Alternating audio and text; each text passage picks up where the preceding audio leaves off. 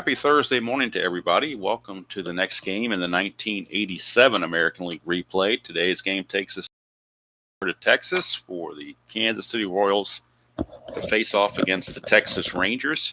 Pitching matchup for today's game, it is Mark Gubicza for Kansas City and Jose Guzman for Texas. This game was played Sunday, May 24th, 1987. It is game 288 of the replay. Ballpark effects for Arlington Stadium.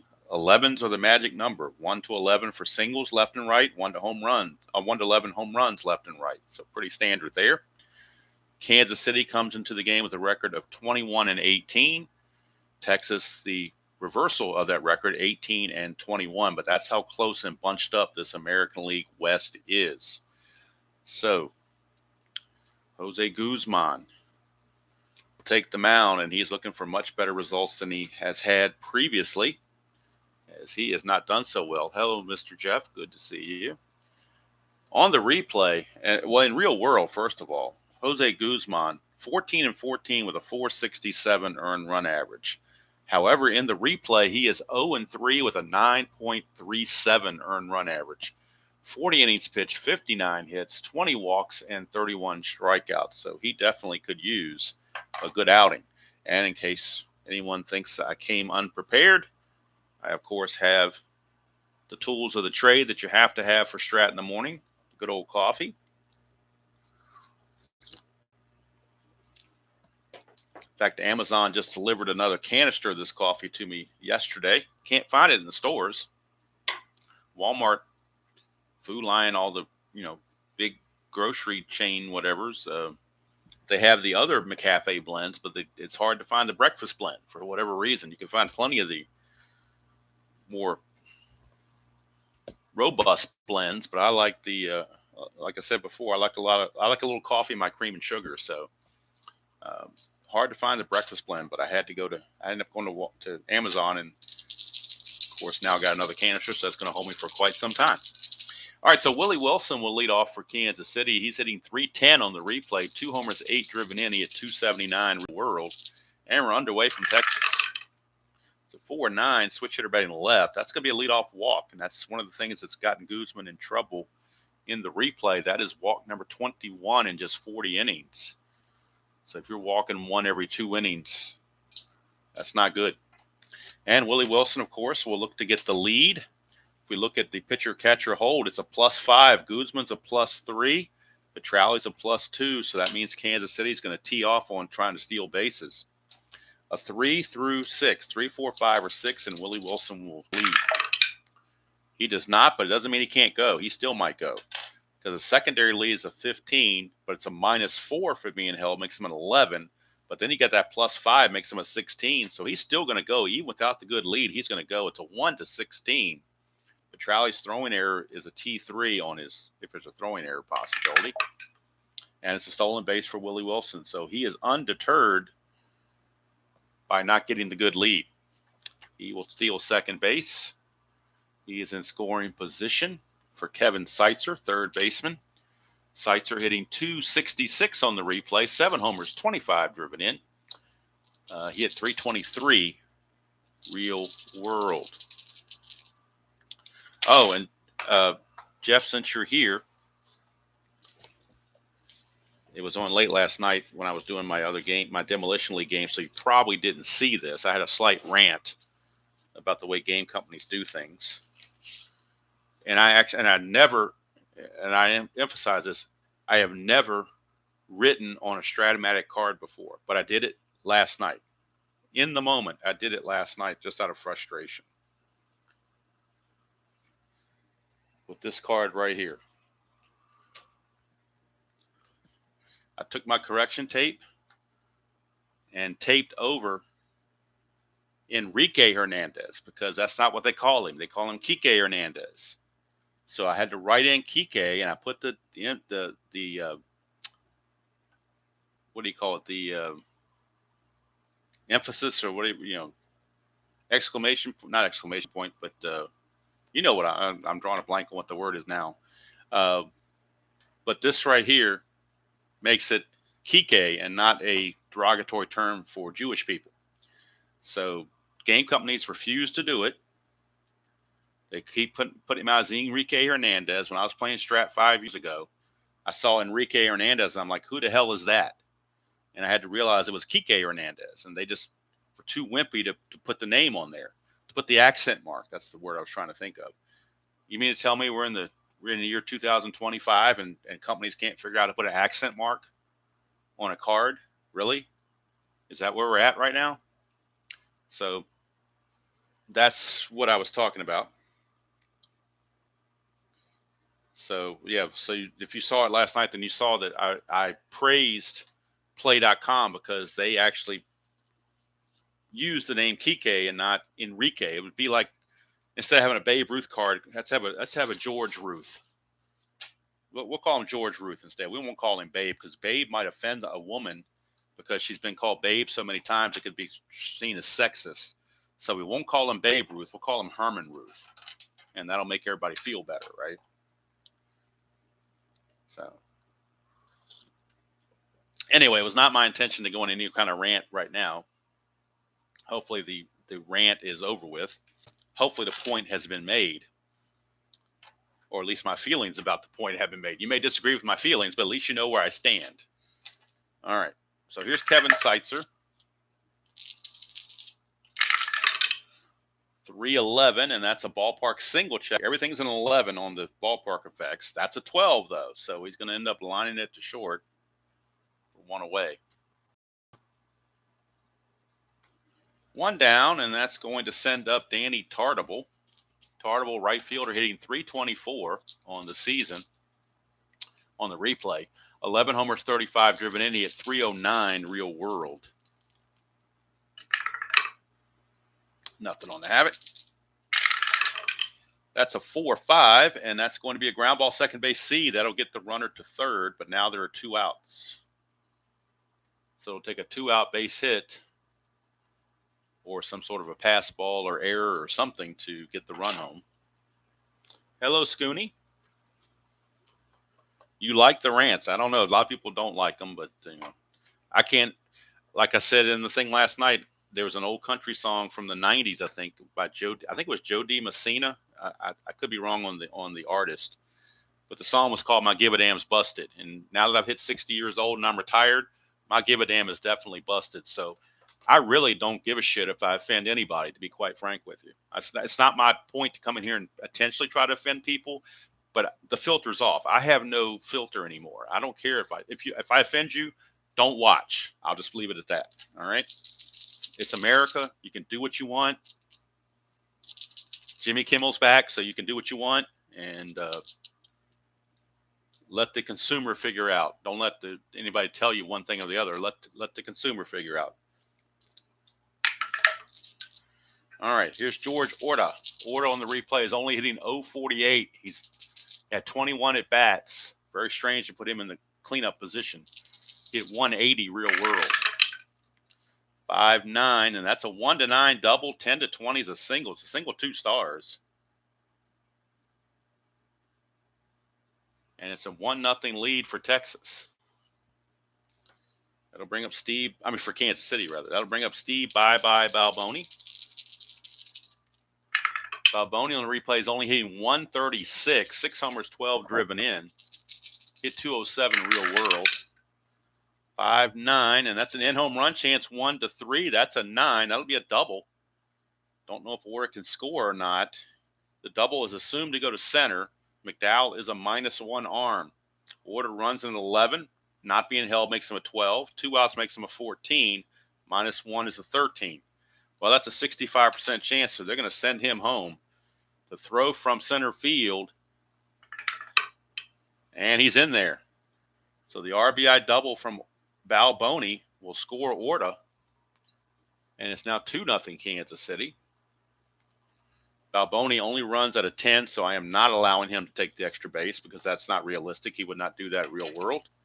So he will stay at second base, and he'll be glad he got the double. Probably out of breath by the time he gets to second base. Here's Angel Salazar, hit 258, 2 homers, 10 driven in. 4-7, that's a walk, and Guzman is doing Guzman things. That's why he sucks. And the bullpen will be overused today for Texas, most assuredly. Here's Bo Jackson. Bo knows he's hitting 245 on the replay. 6 homers, 16 driven in. 1-5, and that's a strikeout to end the inning. But 2 runs come in for Kansas City here in the top of the first. Go to the bottom of the first. It's Kansas City 2 and Texas coming to bat. Hello, World's Worst. Hello, Midlife. Good to see all of you. So Mark Gubicza, or as ID Gesture would pronounce it, Mark Gubicza, his favorite pitcher. He is on the replay 4-3 with a 377 earned run average. His ERA in real world was 3.98, so not too far off from that. 57 innings pitched, 53 hits, 17 walks, and 40 strikeouts. Odubie McDowell will lead things off for Texas. He has been struggling, only hitting a .93 on the replay, a homer and 10 driven in. He hit 241 real world. So McDowell needs to pick it up. 6-7, and ground ball shortstop X, that is Salazar. He's a 2E16. 2 and a 2. Devil Die strikes early. So that's going to get through for a base hit. 2 and a 2. That'll be a single. 1 star. Nobody's on base. Doesn't matter anyway. 11. And he is an E16. E16. There's a 14 and 17, but no 11. So it is a base hit for McDowell as the Devil Die greets us early in the morning. So McDowell is on. There is a 0 factor for the catcher and pitcher. Gubicza is a +1. Owens a -1 for a net of 0. McDowell, to get the lead, needs a 4, 5, or 6. If he does, he's got a 19 to start with. And that's a 7, so he does not get the lead and is too far down to use the secondary lead. That would not be a wise move. So he will hold. And here comes Kurt Wilkerson playing shortstop, giving Scott Fletcher the day off. Kurt Wilkerson, a little bit of utility infielder. You can see he plays second, third, and short. It's one of the few times I've seen him start at shortstop. On the replays, hitting 286, a homer and 2 driven in. He hit 268 real world.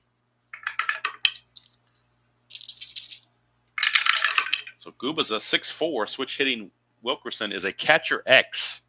That's going to take us to Larry Owen. He's a 3E5. 3 and an 8. 3 and an 8. 3 and an 8 is a P/P possible pass ball. That's a 10, and he's an E5, so there is no error there. So P/P, according to the rules, we're going to look at the wild pitch rating of Gubicza to determine if it's going to be a pass ball or not. It's taking the pass balls of the catchers and putting the onus on the pitcher. How bad was the pitcher with his wild pitches that cause, or the wildness that can cause a pass ball? Guzman's wild pitch rating is a 6. So 1 to 6, and that means Owen commits the pass ball. 7 or higher, it's just a pop out, and that's out number 1. And it's a 3, so of course Devil Die is going to show up, so it's a pass ball. And that'll put McDowell to second base with nobody out on the pass ball from Larry Owen. And that'll bring up, or still at the plate, Kurt Wilkerson with now McDowell at second. 2-12, and that's a walk. So Gubicza not starting out very crisply either. First 2 are on for Ruben Sierra. And Sierra, one of the league leaders in home runs with 14. He's had 14 homers, 32 driven in, hitting 269. He had 263 real world. That's a 5-8. And that's going to be a 1 for a double. Anything else will be a single. That's a 2. It almost turned into a double. Devil Die kept trying to show up. As it is, it's a 2-star advancement. McDowell will score, and Wilkerson will take third, and there's still nobody out. So back comes the Rangers. Cuts the lead to 2-1. And now Sierra going to be looking possibly to get the lead. Needs a 3, 6, 7, or 8 to obtain the lead. And 11, he's picked off. That's a 9, so nothing's happening. We'll go to Pete Incaviglia. Incaviglia hitting 257 on the replay. 6 homers, 22 driven in. He hit 271 real world. Infield is back for the double play. They need outs. 3-8, and they get a strikeout of Incavilla, which is nothing new. That's only the 60th time that Incavilla has struck out in this replay in 153 at-bats. That's his 60th strikeout. And he struck out 168 times real world. So that'll bring up Pete O'Brien. Pete O'Brien, first baseman, hitting .336 on the replay, 9 homers, 26 driven in, hit .286 real world. Now a double play will get Kansas City out of the inning, and that's what they're playing for that double play. 1-7, but instead of that 1-8 would have been a double play, 1-7 is a single to left field, and we got to tie a game. Sierra will have to stop at second with the ball hit to left field, but we are now tied at 2. Might be a long day for both bullpens. Here's Larry Parrish. He's usually the DH, but he's playing third base today, 4E27. Rare chance to him to play third base. He's hitting .250 on the replay, 7 homers, 22 driven in. He hit .268 real world. O'Brien not being held at first. That's a 1-5, and that's a fly to center field B, but there is a clutch reversal to make this a hit. And since there's only one out, so that the clutch does not come into play. There's a runner in scoring position, but there is only one out. So he will not get that benefit. It's just going to be a fly to center for out number 2. But he would have gotten that extra hit had there been 2 outs, but there were not. That brings up the designated hitter, Darryl Porter. Darryl Porter. Porter hitting .357 in just 28 at-bats. But out of those 28 at-bats, he's got 4 home runs, 7 driven in. In real world, in 130 at-bats, he had 7 home runs with 21 driven in and hit .238. So he's doing much, much better in the replay. And now he's got to come up with a clutch situation for Gubicza. And in the clutch, he will lose a hit on 210. That's a 111, though. That's a split chance. 1 for a single. Anything else, he lines out to second. Devil Dye tried to go low, but not low enough. And that will end the inning. So each team puts a deuce on the board. Maybe this inning should have been sponsored by Dos Equis. I don't know, because they both went for 2 and got there. And at the end of 1, it's 2-2. We'll see if the pitchers can settle in going to the second inning. Guzman will be facing Buddy Biancalana, Larry Owen, and Willie Wilson. So Biancalana on the replay hitting .091 in 22 at-bats. No homers or runs driven in. He hit .213 real world in 47 at-bats. That's a 5-10, and that's going to be an in-home run chance, but of course he has weak power against right-handers. So it will just be a single for Buddy Biancalana. His only home run came against a lefty. So no home run there. He's weak against righties. So that's going to be just simply a base hit. Now, Larry Owen, I don't get to do this very much, obviously, in the Demolition League, but Larry Owen is an A bunter, so he will drop the bunt. As a number 9 weak hitter, he will drop the bunt. Infield is expecting it, so he'll drop down to a B, but that's still pretty good average for bunting. On the replay, he's hitting a .132 in 38 at-bats, a homer and 2 driven in. He hit 189 real world. So we'll start with the havoc, make sure nothing's going on there, and it's not. And now we're going to roll for the bunt. 4 means that it is being fielded. Let's get to our bunt chart. 4 says it's being fielded by the first baseman, O'Brien. And he's a B bunter, so he basically needs 9 or less to have a good bunt. That's a 2, so it's definitely a good bunt.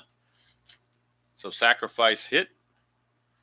And O'Brien will just tag Owen coming up the line for 3 unassisted.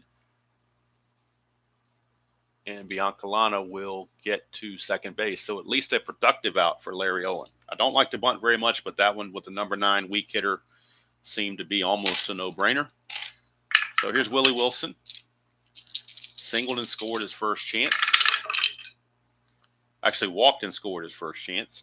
6-7, and that's going to be a strikeout. Strikeout number 2 for Guzman. And now in a clutch situation is Kevin Seitzer. And he is rated Only one hit he loses, 1-3. He loses a hit on 1-3. Everywhere else he is neutral. So he has to avoid the 1-3. 110 will be just fine. It's a single to center field. We'll see if Biancalana can score. He's a 13, not being held as a 14. Plus 2 for 2 outs makes him 16. Minus 1 for McDowell is a 15. So 1 to 15. If they throw through, since Seitzer runs at a 13, he would take second base. But I think you still got to throw for the plate because there's still a chance to get him out. So we are looking at a 1 to 15. And he, almost a 17, but he does score. And Seitzer will take second base on the throw. But they felt like they had to gamble there. So Seitzer is at second base now with 2 outs for Danny Tartable. Clutch situation for Tartable. And he loses some hits here. 2-8, 2-9, and 3-10. He loses hits in all those locations. 4-10 is a fly ball center field X. So we're looking at McDowell. 3-E-5 for Odeby. 3-9. I think he'll still get to that. 3-9 he will. That's a 12, and he is an E5. I don't think that'll be an issue. Nope, it will not. McDowell makes the play, and the inning is over. But the run scores. Biancalana base hit, followed by a Seitzer base hit after the sacrifice from Larry Owen. That was key in getting that run across, getting that runner in scoring position. So here's Gubicza. See if he can enjoy the lead for a change. As my voice is crackling a little bit. Sorry about that. So here's Petrali, the catcher. He's hitting 296 on the replay. No homers, 7 driven in. He hit 302 real world. 2-8, and that's a ground ball to second base. Biancalana in place of Frank White today.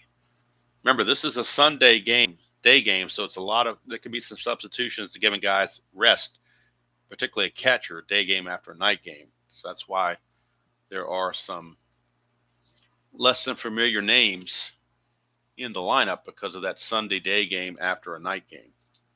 So here's Jerry Brown, the governor. He's hitting 297, a homer and 9 driven in. He hit 271 real world. 4-5 switch hitter is a fly to center. Willie Wilson hauls it in, 2 down, and back to the top of the order for McDowell. McDowell singled and scored his first trip. 1-6, he will strike out, and that's the second strikeout for Gubicza. And he finally puts a 0 on the board. So at the end of 2 complete, it's Kansas City 3 and Texas 2. Hello, Kathy. Good to see you. We're looking forward to your question. Let's see here. I'll put this in here as a strikeout for McDowell. Okay, top of the third, it's going to be Guzman pitching to George Orta. That's a 2-10, and he's going to pop it up to second base for Jerry Brown. 1 away, and here's Bye-Bye Balboni. 4-3, and that's a fly ball left field X. That's Pete Incaviglia, 4E16. He's an adventure out there. He's not just a left fielder, he's an adventure. But a 20 will help him out, but the 15 may not. So we go to left field. You know the 20, he's going to get it. But that 15 with an E16 could be trouble. It is not, though. He's an E16. The errors are 12, 13, and 17. The 15 is just fine. So Incaviglia will make the play. It wasn't pretty, but it didn't have to be. As long as he catches it, that's all that counts. They record the outs all the same. So 2 down, and that's going to bring up Angel Salazar. 4-8, and that's a 2-out walk by Guzman. He has walked 3 batters. 2 of them have been Salazar. Salazar, with an attempt to get the lead, needs a 2, 6, 7, or 8. Of course, 10 or 11, he gets picked off. That's a 6, but that's a 2, so it's a chance of a balk on Guzman. His balk rating is only a 2, but even if he doesn't balk, that means Salazar cannot obtain the good lead.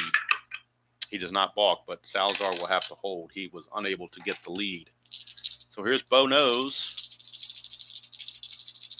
Struck out his first chance. 5-7, and that's a ground ball. Second base, X. Salazar was being held, so that means the second baseman, Brown, will bump his number up to a 4 because he is responsible for holding the runner at first base with a right-hander at the plate. So he becomes a 4 E16. Would be important. With that double die, you never know. 4 and a 10, he still may get to this.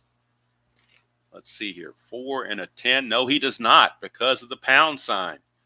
The pound sign says it's about infield in. It's also about holding the runner.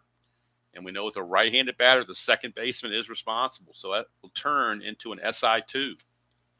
Single 2 stars for Bo Jackson. So how about that?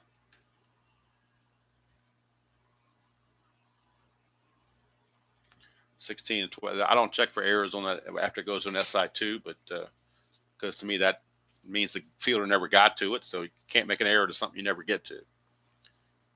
I checked; it wouldn't have been an error either way. So Bo Jackson with a single puts runners at the corners with 2 outs for little Buddy Biancalana, who did single his last time up. He got that in-home run chance off of Guzman's card directly on the 5-10, but he had weak power.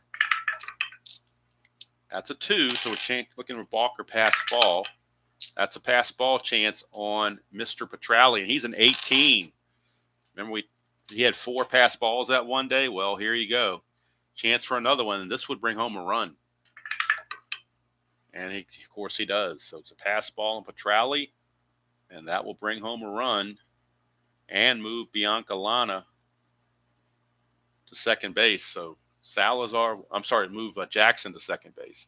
So Salazar will score, and that seemingly innocent 2-out walk comes back to bite him. Now 4-2. Biancalana at the plate with Jackson now in scoring position. That's a 1. Guzman wild pitch rating is a 12. And it's a 6. It'll be a wild pitch. The double die is just wreaking havoc in this game. Ought to call this a demolition league the way this devil die is acting up. But that's puts Bo Jackson at third base now with 2 down for Biancalana. In the clutch, he loses a hit on 2-3. And I think that's it. Yep, just 2-3 is the only one he loses a hit on. 5-10, though, is going to be that same in-home run chance. The second time Biancalana has come to bat and gotten the 5-10 result. You know he doesn't have the power, but he does get the base hit. Bo Jackson will score. Now 4-2 in favor of Kansas City. Make it 5-2. 5-2 Kansas City. As Guzman is just messing up. 6-3, ground ball pitcher X. Guzman is a 2, E14. 2 with an E14.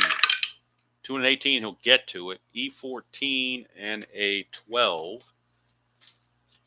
Not sure if that's an error or not. We'll find out.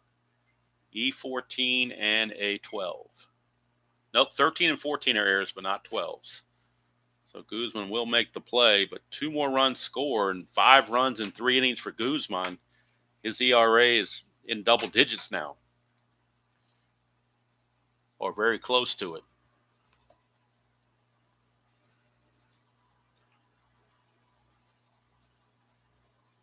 So we go to the bottom of the third. Don't forget, we got a question from Kathy on the top of the 4th. So be putting your thinking caps on in advance for that. There's Curtis Wilkerson. 6-2, switch hitter batting left. That is a line out to second base. There are no numbers here, so that just means that if you play by the triangle rule, it automatically goes to a line out to second base. It's basically a 1 through 20. If you're playing just advanced, it would be a single. So a line out to second base, 1 away, and here's a Ruben Sierra. 6-5, switch hitter batting left. That's a fly ball to left, and Bo Jackson will handle it. 2 down. And that'll send up Pete Incaviglia. Struck out his first chance.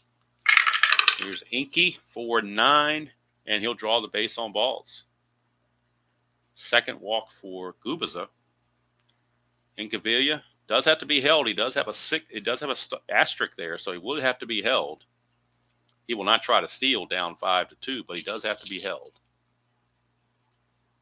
And here is Pete O'Brien. 6-5, left-hander. That's another fly ball to Bo Jackson to end the inning. So at the end of 3 complete, it is Kansas City 5 and Texas 2. And the only question now is, how long does Texas go on with Jose Guzman before they go to the bullpen? They're already overworked bullpen, but they may have no choice. But now we're in the top of the 4th, so if you would all pay attention to the chat box and wait for the trivia question from Miss Kathy and see if we can figure it out and get it right. I don't have anything to give you, but attaboy. I don't have any Ikes or whatever. See, first hitter to reach 40 home runs in a season and not get 100 RBIs was in the 1950s as a clue. That's interesting. You would think if you had 40 home runs, you would get 100 RBIs, but so I don't know. That one's interesting. I'll throw a shot in the dark and just say Ralph Kiner because they were on bad Pirates teams and maybe they didn't get enough runs, people on base to get the RBIs, but I have no idea. That is completely a shot in the dark, which has probably 0 chance of being right, but that's just the name I thought of, top of my head. Came the first name top of my head, but anybody else, welcome to, no Googling though. Don't want you to Google. I want you to try to get it without doing the Googling. And we'll see. No Kiner? Okay, that figures. I didn't think that was right, but hey, I threw it out there. So if anybody else wants to take a shot, give your best guess. 40 home runs and not 100 RBI, and it was in the 1950s. Could be interesting.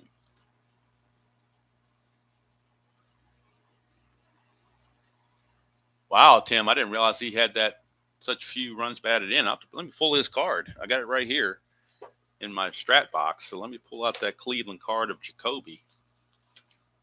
32 home runs.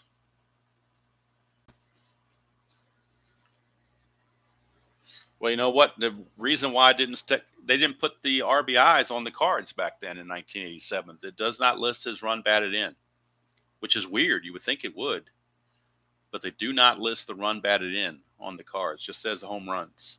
So I did not know that he did that. That's interesting. Yeah, okay, it's a Brooklyn Dodger. We got a hint. It's a Brooklyn Dodger. We have action guessing that it's Gil Hodges. That's a pretty good guess. There weren't that many guys that play for Brooklyn that hit 40 home runs. Duke Snider is another one.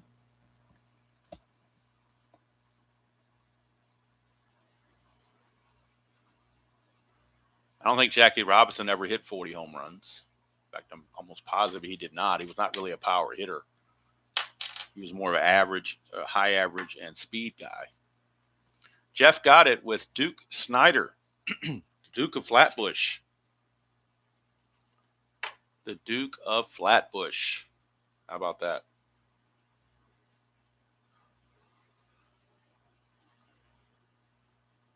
Jeremiah, if you're talking about the Jacoby card I showed, yes, that's the Stratomac card, 1987. They did not put the RBIs on the back of the card like they do now.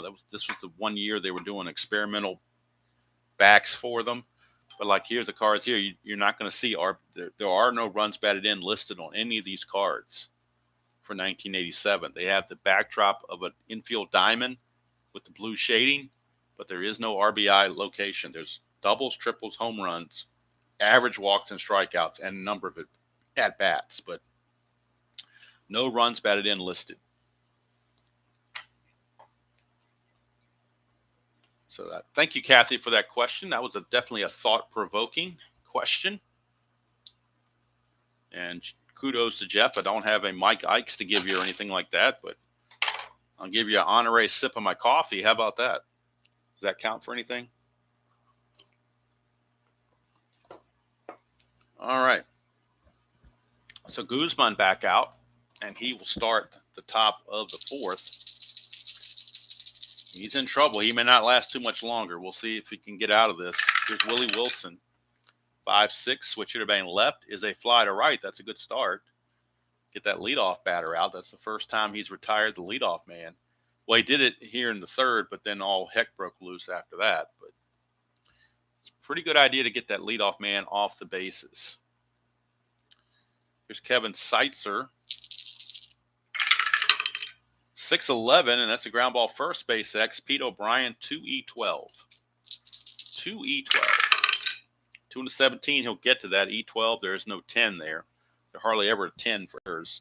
So O'Brien will field it, flip to Guzman covering, and there's 2 away.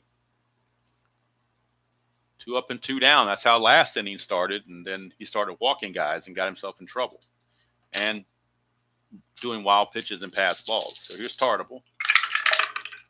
3-3, and that's ground ball to short. So finally a 1-2-3 inning for Jose Guzman. Keeping his ERA in single digits. It was 9.41 going into that at bat. So it's probably right around 9.39, 9.38, something like that right now. Oh, hold on. We got a question from Action I did not know was coming. So let's see what he's saying here. Since the dead ball era ended, who is a single season leader in innings pitched? Single season leader in innings pitched. Wonder how far that goes back. And Kathy's got a question for us in the top of the 6th. Boy. Maybe Carl Hubble, or that's the first name that comes to my mind. But that's obviously way before my time, so I don't know anything about that. Pure guess at best. All right, here's Larry Parrish. 2-10 for Parrish, and that's a ground ball to short. And Salazar will make the play, 1 away. That will send us to Darryl Porter. 1-5, and that's a straight-up home run, to use the term, to borrow Jeff's term, clean as a baby's ass right here. 1-5, solid home run for Darryl Porter. And Darryl Porter had been struggling, so he definitely could use it. No question about it.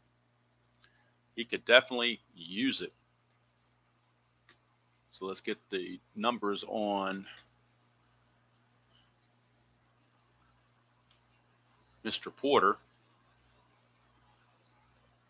So I try to get caught up on my score sheet, my strat game score sheet on the computer. Let's see that. No, actually, that's a 5th home run for Darryl Porter. Wow. 5th home run for Darryl Porter in just his 30th at bat. He had 7 home runs in 130 at bats, and in his 30th at bat, he just hit his 5th home run. Wow. Darryl Porter homers cuts the lead to 5-3.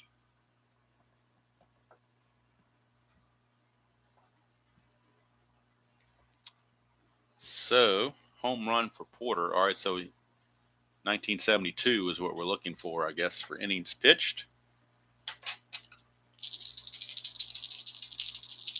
Gaylord Perry is a very good guess. I know he threw a lot of innings. Here's Petrali.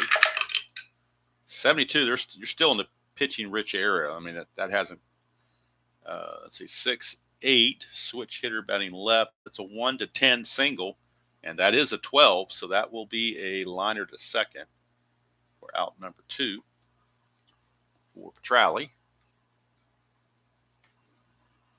So no to Ryan and Perry, so we're still trying to figure out who pitched all those innings in 1972. All right, here is Odabe McDowell. 5-8, and that's going to be a solid single for I'm sorry, not McDowell. It should be Brown. Should be Jerry Brown. 5-8 is still going to be the same result. It's going to be a single for Jerry Brown. Brown singles. And he might be trying to steal second base to see about trying to get another run across the plate. That's a 4, and he gets the lead. So Jerry Brown's a 15, being held a 13. 1-13, and he got caught stealing. So Jerry Brown is out. Salazar puts on the tag, and that's going to end the inning. So Texas gets the run on the home run from Darryl Porter. That's all they get. And we go to the top of the 5th. It's 5-3 in favor of Kansas City. Guzman back out, a Chicago team. Okay. Oh, it had to be probably Wilbur Wood because he was a knuckleballer and he always pitched all the time. So it's probably Wilbur Wood if I had to guess. I think he had like 40-something starts or like 30 complete games or something. So I'm pretty sure it's Wilbur Wood. All right, here is Jorge Orta or George Orta. They didn't really call him Jorge. Yep, Wilbur Wood. 6-5, and that's going to be a ground ball to second, and that's 1 away.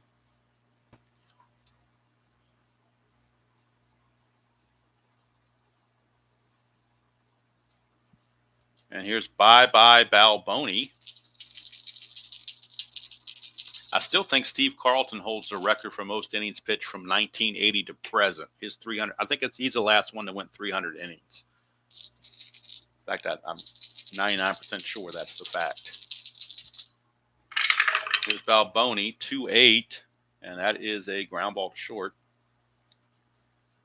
That tells you how the game has changed. Now, if you go 200 innings, you're a monster at pitcher. If you go 200 innings, you're a stud. All right, here's Angel Salazar. 3-6 for Salazar, grounded to third. So how about that? 7 in a row retired by Guzman as he's seemed to right the ship a little bit. We go to the bottom of the 5th. There will be a trivia question from Kathy in the top of the 6th, so be ready for that. Right now we're in the bottom of the 5th. McDowell at the plate. He was at the plate when Brown was caught stealing. So let's see what McDowell can do against Gubicza or Gubicza. 6-9 is a fly to right field. Sometimes I call him Gubicza just to pay homage to ID Jester and those infamous pronunciations. All right, here's Kurt Wilkerson. 1-8 for Wilkerson is a 1-8 single. That's a 19. He will line it to second. Out number 2. 2 down for Ruben Sierra. 4-7 switch hitter. That's a base on balls. 3rd walk issued by Gubicza. Sierra he will be held, but he won't go anywhere. They're still down by 2. They're going to see if Incavilla can tie the game with one swing of the bat. 2-10, and he does. Look at that. Call. What a call. Clean as a baby's butt again. Pete Incavilla on a 2-10. And had we sent the runner and got caught stealing, this never would have happened. But we did it right here. 2-10. Pete Incavilla, his 7th home run of the season. RBI's 23 and 24. And we have ourselves a tie ball game. And that seemingly innocent 2-out walk comes back to roost on run number 7 for Pete Incavilla. We are tied at 5 apiece. Just when you thought that Texas was done, they come back. They were down 5-1, but they've come back with. They were down 5-2 rather. They come back with 3 unanswered runs to tie it at 5 apiece. Here's O'Brien, 1-6. That's a 1-4 double. And it was a single, so Pete O'Brien gets a base hit. They keep the 2-out rally going for Larry Parrish. Parrish, 0 for 2. 1-6, and he struck him out to end the inning finally. That is strikeout number 3 for Gubicza to go with his 3 walks. But we got a brand new ball game now. After 5 complete, it is all tied up at 5 apiece. And now if you would turn your attention to the chat, Miss Kathy has a trivia question for us. And you can put your thinking caps on and see if you can figure this one out. It may or may not be baseball related. Sometimes it's, current events or whatever. Which ivory white mausoleum was designed to look the same from each direction? Wow. That's definitely non-baseball, that's for sure. Look the same from each direction. I have no clue on that. I'll let somebody that's more cultured than me try to answer that one because I'm not very cultured. Unless the culture is baseball. Jeff guesses the Taj Mahal. That's as good a guess to me as anything else, but who knows if it's right or not. Could be. It's better than any guess I could throw out there. That is for certain.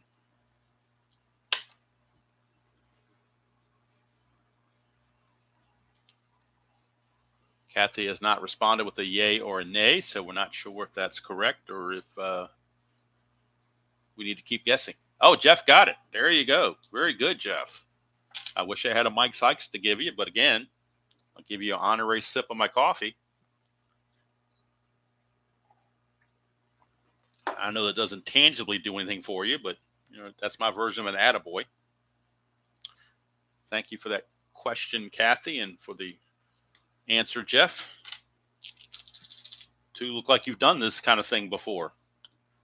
All right, here's Bo Jackson. Brand new game. Now, this is the fatigue. No, I'm sorry. Guzman's fatigue is in the 7th. So is Guzman. So is Gubicza. 4-5, and that's going to be a ground ball to second. And that's 1 away. So Guzman has definitely righted the ship. He has retired 8 in a row. In fact, Buddy Biancalana is the last guy that got a hit off it. And Biancalana, despite his .213 average, is 2 for 2. And he's raised his average from below 100 up to 167 on the replay. He's hit the 510 twice. This is on his own card, 110. It's a ballpark single check, 1 to 11. That's a 17, so he's going to ground it back to Guzman. We're out number 2. So 2 down, and Larry Owen, the batter. We're not in the 7th inning yet, so no pinch hitting unless there's an injury or a pitching change. That's just my house rule. 4-3, fly ball left field X. That's adventure again for Incaviglia, 4E16. And double die cooperates. 4 and a 16 will be good. That's a 9, and he is an E. Let's see here. 9, and he is an E16. E16, there is no 9, so it's good play, and a 4 and a 16 is actually an F2. Nobody's on base, so it doesn't matter anyway. But that's now 10 in a row retired by Jose Guzman. And we will go to the bottom of the 6th with the all-tied score at 5 apiece. Due up for the Rangers, it'll be Darrell Porter. Porter, the designated hitter. His 5th home run his last time up. 5-7, and that's a ground ball second base X. We're looking at Biancalana, 2E27. 2 and a 4, double die trying to sneak in there and cause some havoc. But I think the 2 and a 4 is still going to be good with nobody on base. That's a 15, and he's an E27. There's a 15 right there, so Biancalana boots it. Couldn't get away with it. 20 E27 and a 15. That'll be an E4 on Biancalana. Porter is aboard. But again, not going to pinch run for him because we're in the 6th. We're not in the 7th yet, so no pinch hit, no substituting. Barring an injury. All right, here's Petrali. 3-6, and that's a base on balls. So Gubicza might need some relief First and second, nobody out. He had a 5-1 lead after 3 innings, but that has dissipated, and now he's in deep trouble. Jerry Brown, that's a 2, chance for balk or pass ball.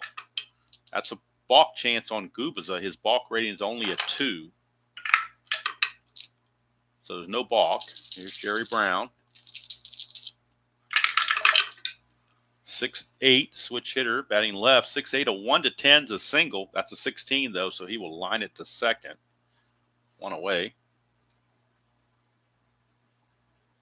Top of the order now for McDowell.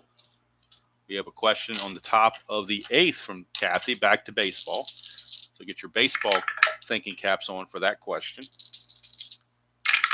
McDowell, 3-3, and that's a ground ball, third base B. There's a clutch result here, but there are not 2 outs. There is a runner in scoring position, but there are not 2 outs. So that will stand. It'll be a fielder's choice. And Petrali is out at second, 5-4, with Porter going to third. So now runners are at the corners with 2 outs.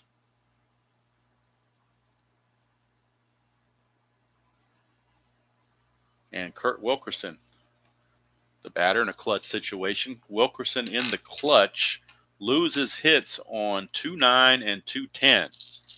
So has to be aware of that. 2-9 and 2-10, he loses hits. That's a 6-8, though. 6-8, 1-10 is a single. That's a 20, so he's going to line it to second.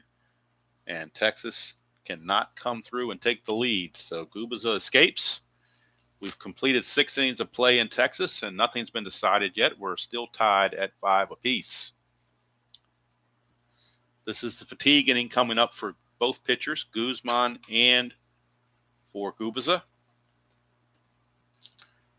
But Guzman has retired 10 in a row. So here's Willie Wilson to start the top of the 7th. 6'5", switch hitter batting left is a ground ball, second base C. Make it 11 in a row, retired by Guzman. And now Guzman's ERA has dropped below 9. It was up near double digits. Now it's down to 8.87 on the replay. 4.67 real world. Here's Seitzer.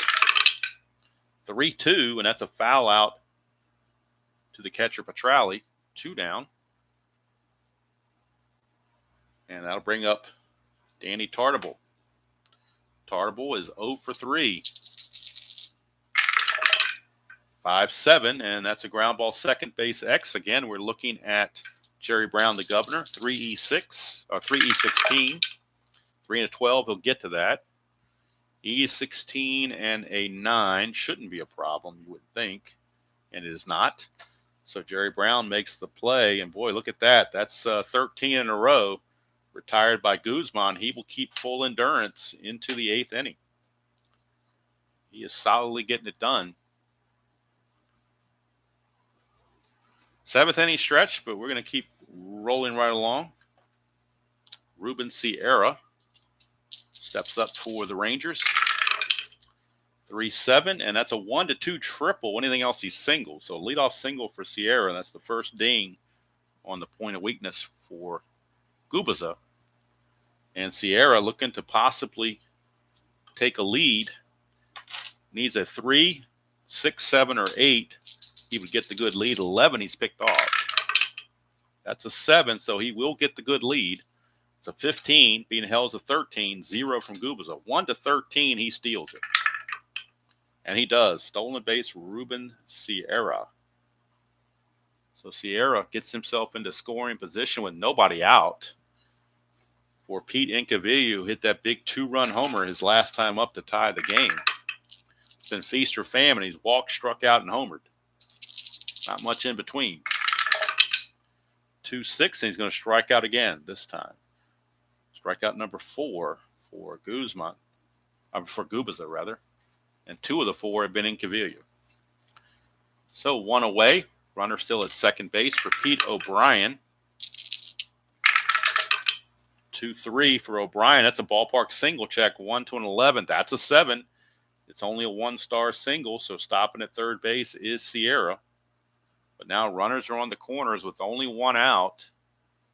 And Larry Parrish, your batter, and now the Kansas City bullpen honestly was kind of overworked in the last couple of games. So we'll see who's available and who's tired and whatnot.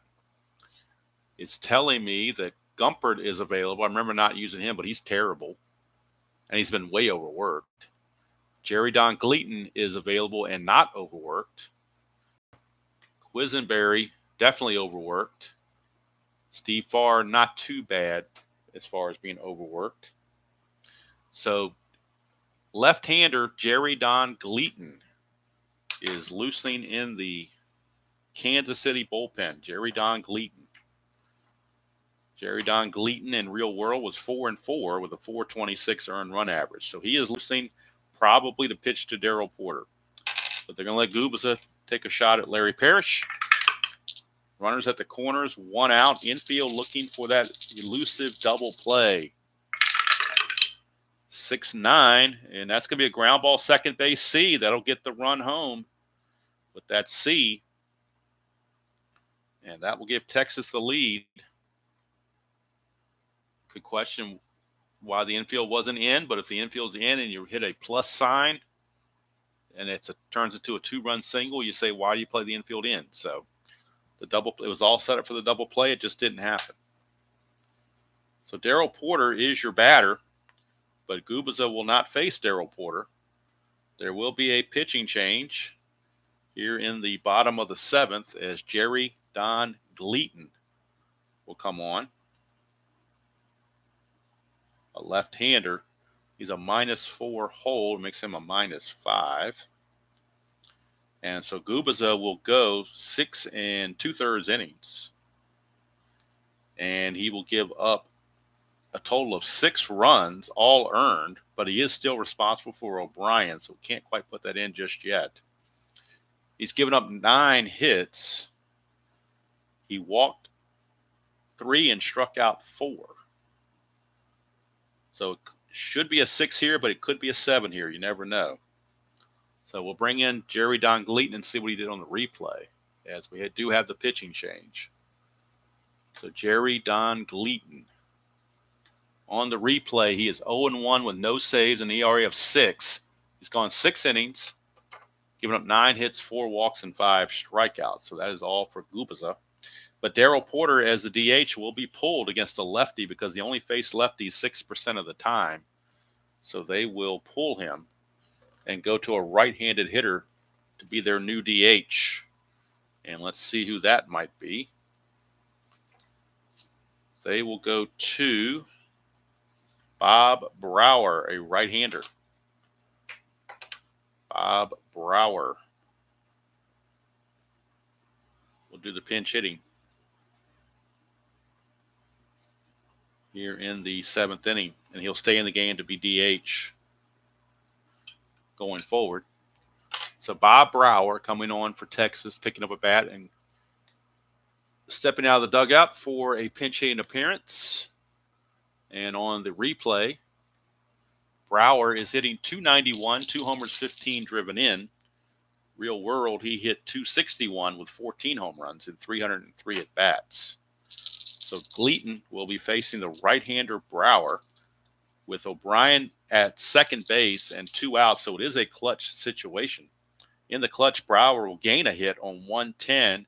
He also gains a hit on 2-6 and 2-10. Another reason why he's in the game. That's a 2, chance for balk or pass ball. We're looking at a balk chance on Gleaton. Of course, it's not on their card, so I got to go to the computer to get his balk rating. Jerry Don Gleaton's balk rating is an 8. 1 to 8, he balks. He does not, so no balk. So here's the pitch to Brower. 3-11, and that is a ballpark blast on a 3-11, but that's a 20, so he just a home run. Ballpark double die this time came up as a 20. But the Rangers grabbed the lead. RBI single from Pete O'Brien. I'm sorry, an RBI ground out from Larry Parrish.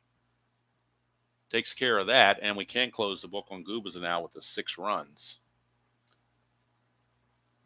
So a fly to left. And at the end of 7 complete, it is now Texas 6 and Kansas City 5.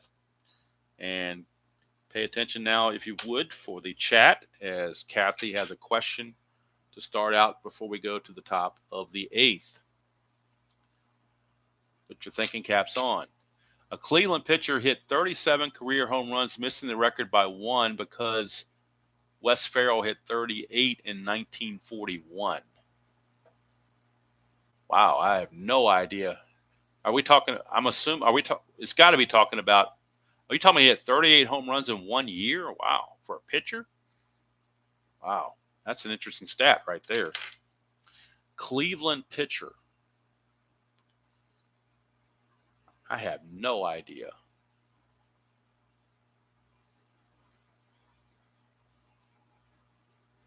Oh, in a career. Oh, okay. I was going to say that was pretty big for a pitcher back then. Let's see. Now, if I read too much in the question, I probably am reading way too much in the question. Let's see. I'm gonna if I read I'm just being silly here, reading into the question too much. But my question, the way I'm reading into it is that this happened after 1941 because Wes Ferrell didn't break the guy's record. He came up one short of Wes Ferrell's record in 1941. So to me, it happened after 1941. No to Feller, okay. But it could be somebody back in the 30s or something, or 20s. I don't know. But boy, who would have hit a lot of home runs as a pitcher? Oh, wasn't there somebody that was a pitcher and then wasn't it Bob Lemon because he switched to an outfielder? I think didn't he hurt his arm and switch to being an outfielder? Bob Lemon. So I'm going to guess Bob Lemon.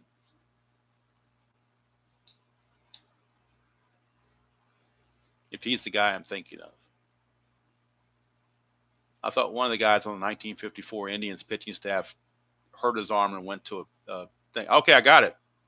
Bob Lemon. I think he hurt his arm and converted to an outfielder later in his career because he could hit. All right, cool. Thank you for that question, Kathy. I had to really use my thinking cap on that one. So, all right. Another swig of coffee, and we're ready to play these last 2 innings, assuming there's no extra innings, but you can never assume that.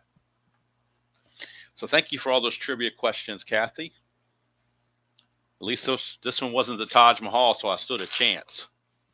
All right, so here is George Orta to lead off against Guzman.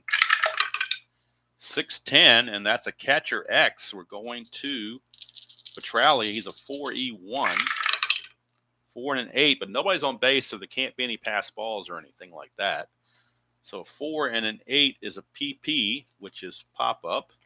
That is a 14, and he is an E1. There's going to be no error on E1, so that's just a pop up to Petrali. 1 away, and here comes bye-bye Balboni. He could tie the game with one swing of the bat. 2-9. But he does not. He grounds to third. That's out number 2. And how about Guzman? Boy, talk about a turnaround. He was almost out of this game, and he's turned it completely around and pretty much taken over the game. He has just shut Kansas City down since the 4th inning. Just really incredible. Let's look at this. 3, 6, 9, 12. I've got him for 15 in a row. He's retired. Here's Salazar, who's walked twice. 6-9, and that's a strikeout, making it 17 in a row. Or no, let's see, 1, 2, 3, 4, 16 in a row. 16 in a row for Guzman, going back to the final out of the 3rd inning. Wow, 16 in a row by Guzman. And he's going for the complete game. How do you like that? Going for the complete game. All right, so Jerry Don Gleaton back out to pitch the bottom of the 8th. Petrali is a switch hitter, so they will leave him in the game as the catcher. Plus, you don't want to mess up that chemistry between the catcher and the pitcher. But he is a switch hitter, so he will face Jerry Don Gleaton from the right-hand side, 3-8, and he's going to ground it to short. He only faced lefties 7% of the time, so this has to be one of the 7%, right? All right, here's Jerry Brown. Mitch Williams is loosening in the Texas bullpen just in case Guzman needs relief in the ninth inning. If you look ahead to the top of the ninth, it'll be Jackson, a pinch hitter for Biancalana, and a pinch hitter for Larry Owen. So Bo Jackson will lead off, but after that, it's fair game. 3-7 against the lefty, and that's a 1-6 single. That's a 9, so he lines it to short for out number 2. So Gleaton doing well for himself. Here's McDowell. 5-5 against the lefty, struck him out. So Jerry Don Gleaton, he will go an inning and a third and not give up anything with a strikeout. So we go to the top of the ninth, last chance for the Royals. Texas will make one defensive change. They will, I think, let me double check it here. Maybe they won't. Actually, no, they won't. I thought they were, but I don't think they're going to, because we pinch hit with Brower. So he was the backup outfielder. I was going to move to for Incavilla, but we'll keep Incavilla where he is. We'll leave it alone. All right, so Guzman is going to be facing Bo Jackson, but then after that, it's anybody's guess. Look at the Kansas City bench and look at the plethora of pinch hitters they have. From the left side, you have Thad Bosley and Jamie Quirk. So Jamie Quirk will most likely pinch hit for Owen. Bosley could pinch hit for Biancalana. You also have Frank White, Hal McRae, Juan Beniquez, and Bill Bakota. So there's a whole bunch of guys they can turn to. But first things first, Bo says, let me have a crack at him. Of course, that hasn't helped anybody in the last 16 batters against Guzman. He has just been magical. In fact, he's lowered his ERA down to 8.57 now. It was up near 10. So here's Bo. 2-5 for Bo. Struck him out. And for Guzman, that is strikeout number 4, I believe. And now we'll get a pinch hitter for Biancalana. And it will be Thad Bosley. If it goes extra innings, Frank White would come in to hit or play second base. So Bo Jackson strikes out, and now we go to the bench. Although Biancalana has 2 hits in 3 at-bats, after all, he is only a .213 hitter, so it just doesn't make sense to leave him in there. The law of averages will catch up to you. So Thad Bosley will be coming on. In the 87 season, he hit .279. On the replay, he's hitting .214, so he hasn't done quite as well. I agree, World's Worst. I agree. That's why I'm so happy to have Kathy and Jeff and all of you guys here. Everybody adds a little something, which makes it, it adds it to the soup, as they say. It's like one big pot of soup, and everybody adds an ingredient. And I try not to taint the soup with my sometimes cynical look at things. Here's Bosley, 5-4. That's a ballpark single check, 1-11, but that's a 12. And when it's going right, it's going right. He's going to pop it up to first. Guzman has a chance to finish the game in style. 2 outs. And now we'll get a pinch hitter for Larry Owen. The question is, will it be Quirk or will it be somebody else? They don't have to go to Quirk. Quirk only hit .236. They're actually going to go to a right-hander, Hal McRae. He's got the best average on the bench. Now, Quirk would come in to catch if the game goes to the bottom of the ninth. But Hal McRae is on. McRae, he's hitting .206 on the replay. No homers or run driven in, but he hit .313 real world. His time is just about done, though, because I've got him in the replay with 34 at-bats. He only had 32 real world. So we'll give him one more at-bat, but I doubt he has many more at-bats after this. So Hal McRae, actually, I'll go ahead and stick with McRae, I guess. So McRae is on. Pinch hit here in the ninth. Facing Guzman, going for the complete game. 3-7, and he gets it. A fly ball to center field. And there's your ball game. I don't think I've ever seen a performance like this before, quite a turnaround like this before. Jose Guzman, after struggling so much through 3 innings, giving up 5 runs, about to be pulled from the game, He retires 1, 2, 3, 4, 5, 6, 19 in a row to end the game. 19 in a row by Guzman to end the game with a victory. Gets his first win of the season, improves to 1-3. The loss will go to Gubicza. He drops to 4-4. And that's why you never count anybody out. The way the dice roll, anything can happen. Even if it's a big score early on, you just can't assume anything. So we'll go to the box score, and Guzman now lowers his ERA to 8.39 when it was teetered around 10 before. Gubicza's ERA climbs to 4.22 in the replay. So 6 runs, 9 hits, and no errors for Texas. 5 runs, 6 hits, and 1 error for Kansas City. Texas left on 7, Kansas City left on 4. Texas improves to 19-21. Kansas City drops to 21-19. So if we look at the updated standings in the American League West, we will see now that Kansas City, with the loss, has dropped a half game behind Oakland.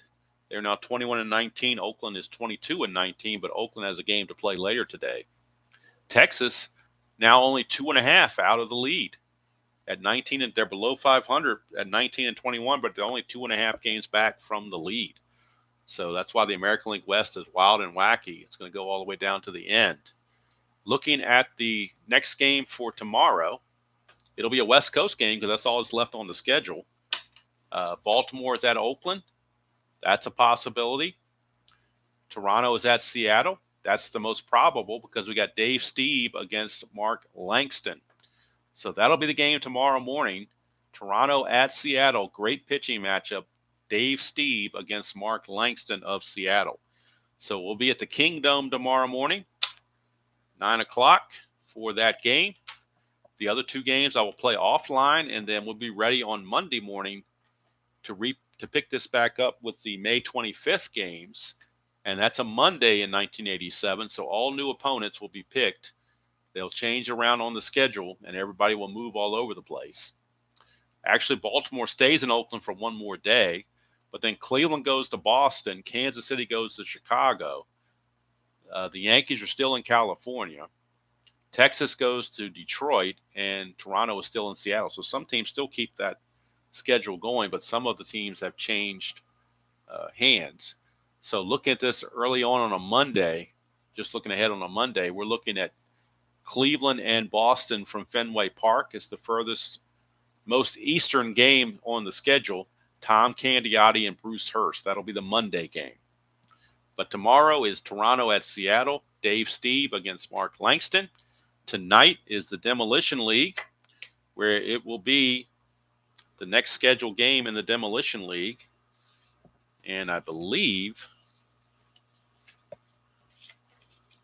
well, let me check the schedule here because I had some snafus on the schedule. So let me see who the next scheduled game is going to be for the Demolition League tonight. Tonight looks like it's going to be the Cubs and Minnesota from Minnesota. So we'll be looking at that one.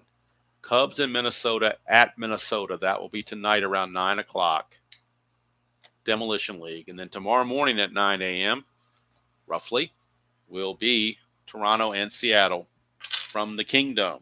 Seattle in last place in the West, but they're only 6.5 out, so anything can happen as bad as the West is. And Toronto is fighting it out with the Yankees and Milwaukee for first place in the East. Toronto, let's see what they're doing on the standings. In the American League East, Toronto is 1 game back of Milwaukee. They're 26-14. 1 game back of Milwaukee, and they're 1 game ahead of the Yankees. So it's a 3-team dogfight there with the Tigers hanging around 6.5 back. So anyway, I do appreciate everybody tuning in and being part of the chat. Special thanks to Miss Kathy for the trivia questions that got us all thinking. Put our thinking caps on and try to remember way back in the day whether it was baseball related question or somebody else related question. So special thanks to her and special thanks to everybody actually for being here and keeping me company. Makes this fun. If I was doing this by myself, it probably wouldn't be that fun. Like Jeff said, if I wasn't streaming this on YouTube, I may not even do this project because I'll play a couple games I'll play it by myself offline, but for the most part, I enjoy the streaming of it. It keeps me interactive with the replay, and it's all about the community, as we said a long time ago. So great Stratomatic community and great gaming community in general, but I think particularly Stratomatic community, very loyal community. So I do appreciate everybody who spent part of your Thursday morning with me. So until tonight, if you are so inclined, I know it's modern baseball, and some people don't like that. But if you're so inclined, tonight at 9 o'clock, it'll be Chicago and Minnesota in the Demolition League 2024. But if not, there's always tomorrow morning at 9 o'clock, Toronto and Seattle. So from Texas, Jose Guzman retires the last 19 he faces to come away with a victory. And I didn't finish out his line. I meant to do that. 6 innings, 5 runs, all were earned. Let's see. He had 4 strikeouts, and I think he had 3 walks. These are unofficial because I already closed the thing down, so I don't know. But anyway, 288, game 288 is in the books. Game 289 tomorrow morning, Toronto at Seattle. So until next time, enjoy playing whatever game you choose to play, however you choose to play it, and I will see you all down the road.